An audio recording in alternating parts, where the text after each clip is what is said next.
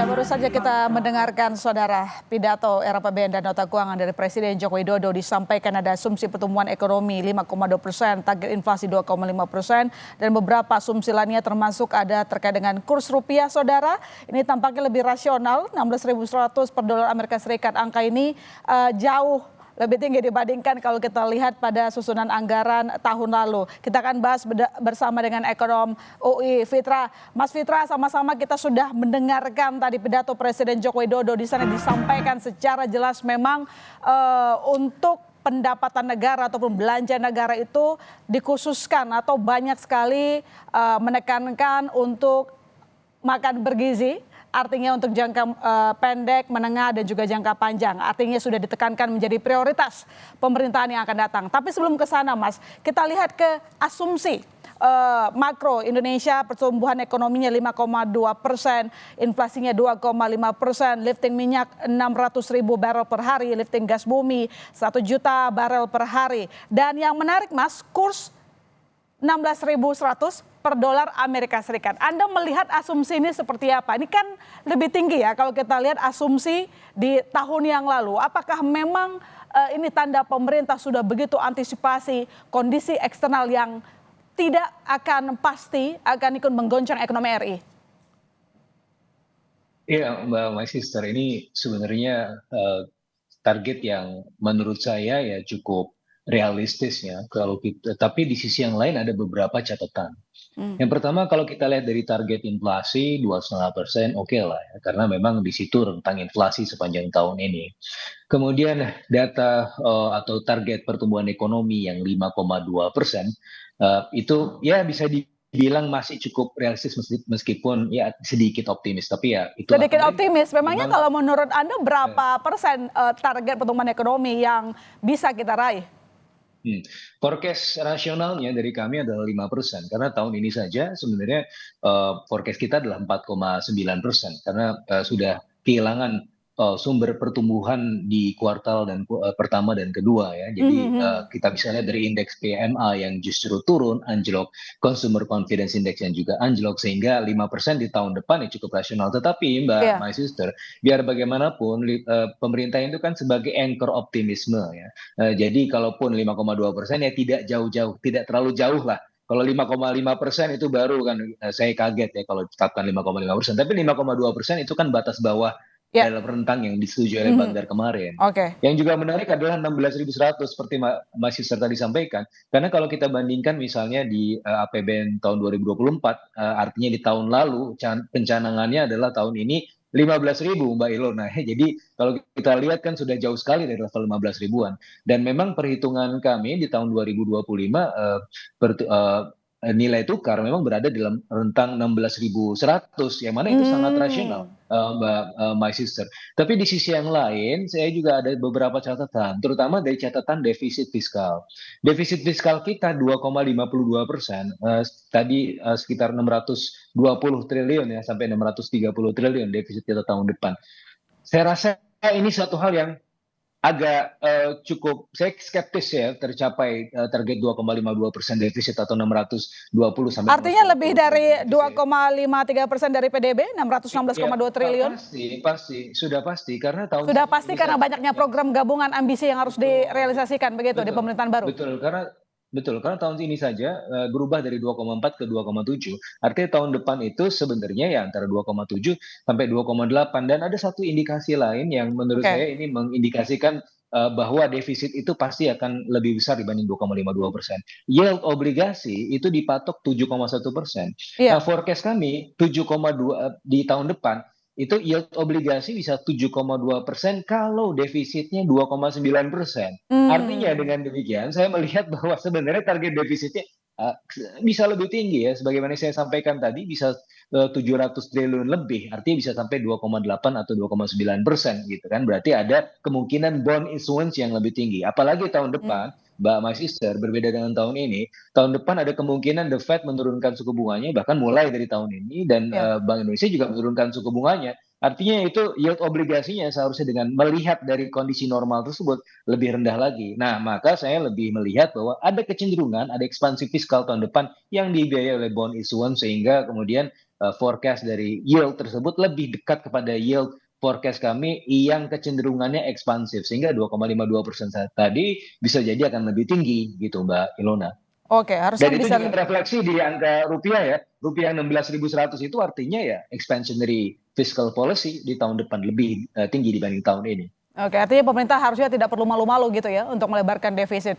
Iya sudah 2,8% itu masih bisa diterima sekarang aja 2,7% gitu kan. Justru Oke. kalau 2,5% saya lihat lah ini kok agak tidak realistis gitu.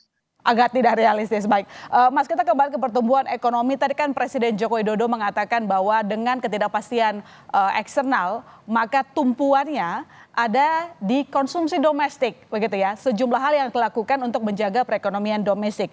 Tapi sayangnya kalau kita lihat secara tren, misalnya laporan dari BPS, bahwa pertumbuhan konsumsi rumah tangga itu juga turun. Nah, ini bagaimana merealisasikan ataupun target pertumbuhan ekonomi yang disampaikan Presiden Joko Widodo tumbuhnya di bawah pertumbuhan ekonomi konsumsi rumah tangga. Sementara kita tahu pertumbuhan ekonomi Indonesia mayoritas disokong dari pertumbuhan dari konsumsi rumah tangga. Ya betul Mbak Mahasiswa, kalau kita lihat situasi di kuartal 1 dan kuartal 2 tahun ini pertumbuhan dari konsumsi itu selalu berada di bawah pertumbuhan ekonomi yang 4,93% dan 4,94% di Q1 dan Q2.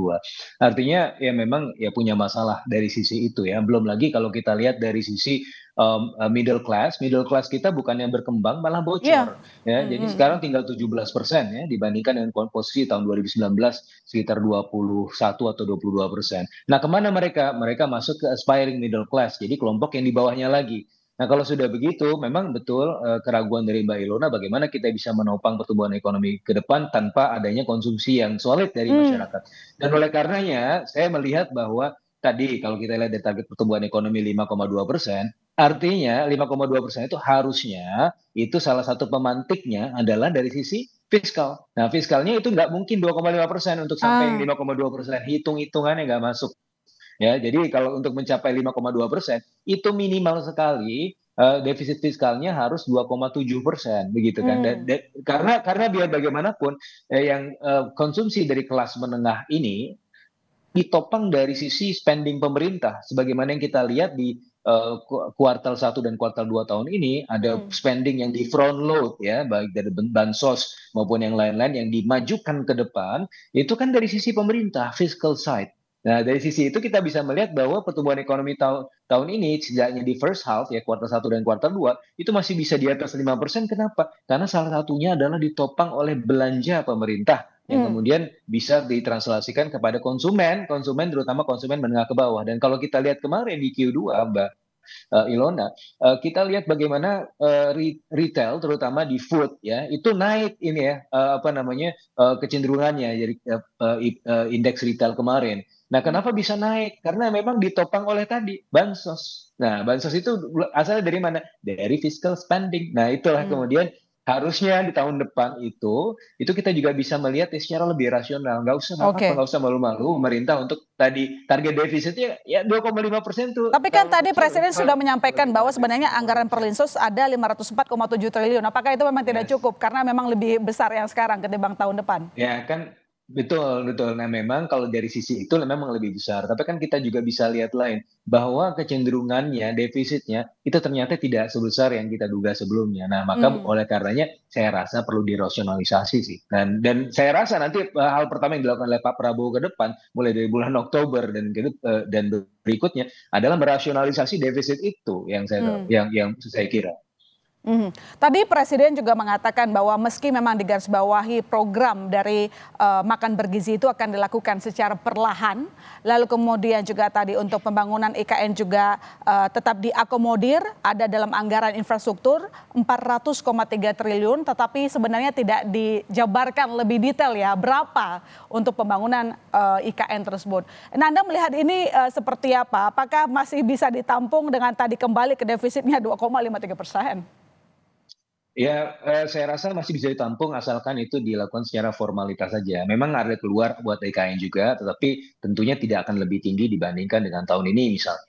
dan kemudian makan bergizi gratis itu keluar 70 mungkin paling maksimal 100 triliun ya dilakukan secara bertahap, tidak seperti inisiasi awal yang 450 triliun gitu kan, memang sudah dilakukan secara bertahap. Nah sekarang tinggal pertanyaan adalah bagaimana sumber pembiayaannya. Nah selama ini kita kan yang lebih jelas adalah dari sisi spending. Nah dari sisi penerimaannya tadi memang sudah disampaikan juga oleh Pak Presiden, tapi di Mhm. sisi yang lain saya rasa yang paling penting di sini adalah optimalisasi penerimaan negara, meningkatkan tax ratio bukan tax revenue.